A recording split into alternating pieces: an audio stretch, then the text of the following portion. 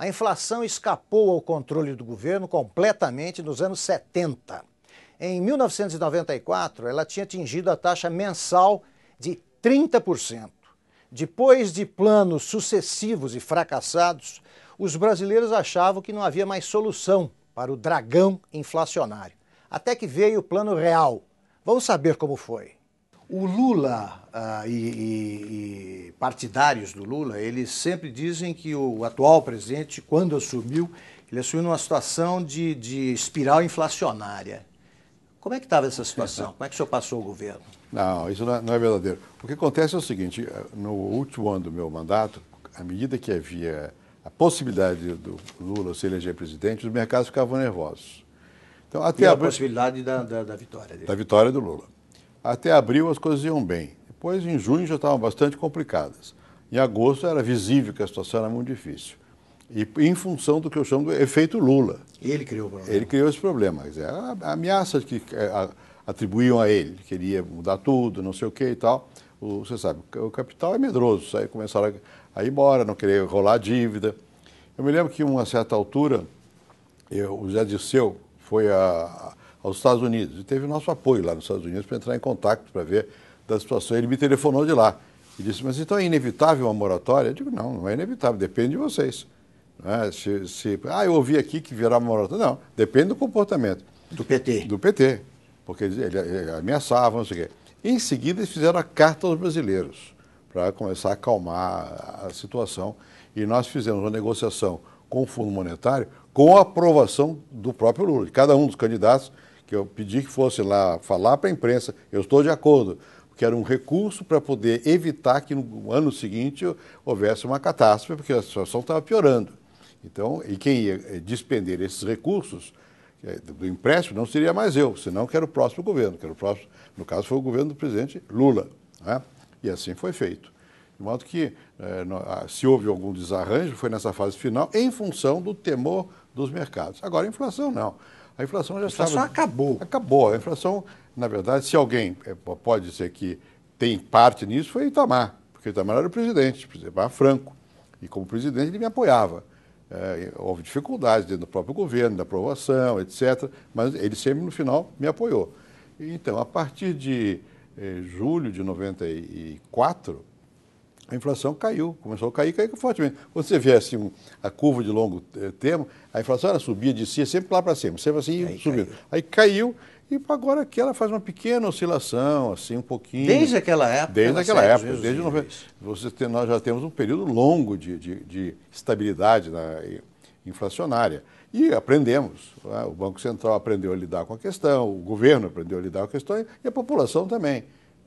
Eu acho que o verdadeiro milagre foi a população ter entendido a técnica que nós usamos para poder debelar a inflação. Presidente, a quem pode ser atribuída ou deve ser atribuída a paternidade do Plano Real? Foi o senhor quem fez? Eu coordenei. Eu fui quem, naturalmente, assumi a responsabilidade, negociei com o Congresso, negociei no governo e controlei a equipe, selecionei as pessoas. Então, a responsabilidade número 1 é minha. Num dia só, o país lidou com 3 moedas, né, presidente? Você tinha o Cruzeiro Novo, que era a moeda da época. Isso. Você tinha o URV, que era uma passagem, e depois o Real. Que seria no mesmo dia, a as 3 moedas do URV sob a forma de moeda. E isso foi explicado à população. Na verdade, a decisão que nós tomamos de fazer um jogo às claras foi muito importante. Porque houve muitas tentativas de debelar a inflação, no Brasil e no mundo, há muitas maneiras e tal. E aqui nós fracassamos várias vezes. Fomos aprendendo com o fracasso. Aprendemos bastante com o plano cruzado. Né? Por que o plano cruzado falhou?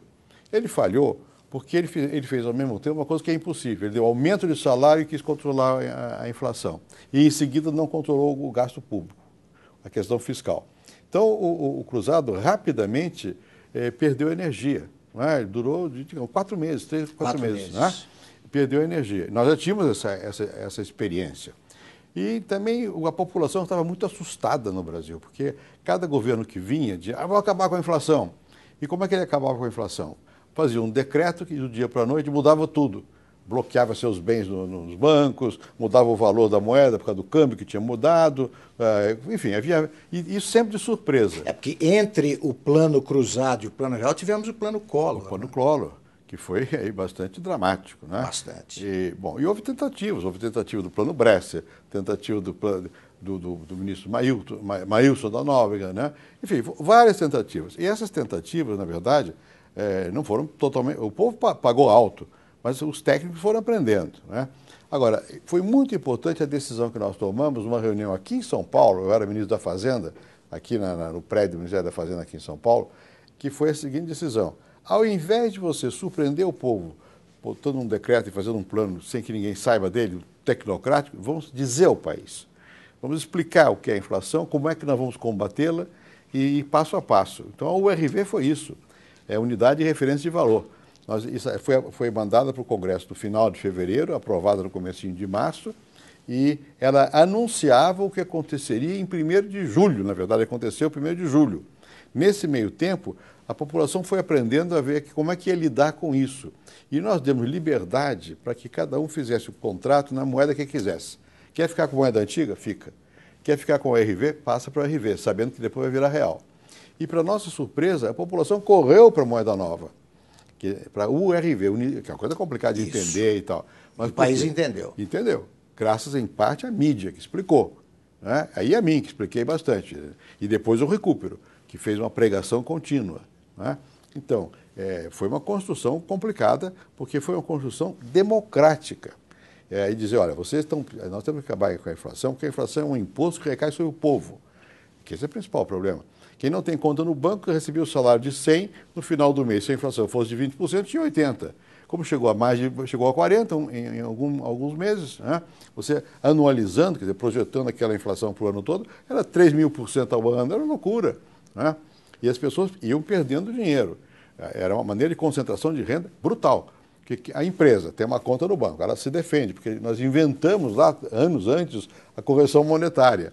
Né? E mesmo as pessoas da classe média que tinham conta no banco, em parte se defendiam. Mas quem não tinha conta no banco? A imensa maioria da população.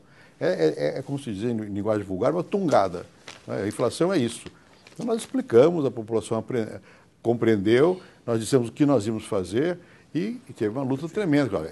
O primeiro momento, não dá para dar aumento, porque o aumento aumenta a demanda e parar a inflação já por si aumenta muito a demanda. E você não tem produção, você não tendo produção, aumenta a demanda, sobe os preços. Então você tem que controlar. E precisa explicar isso, é difícil, porque aí vem a demagogia. Por exemplo, o PT foi contra o tempo todo.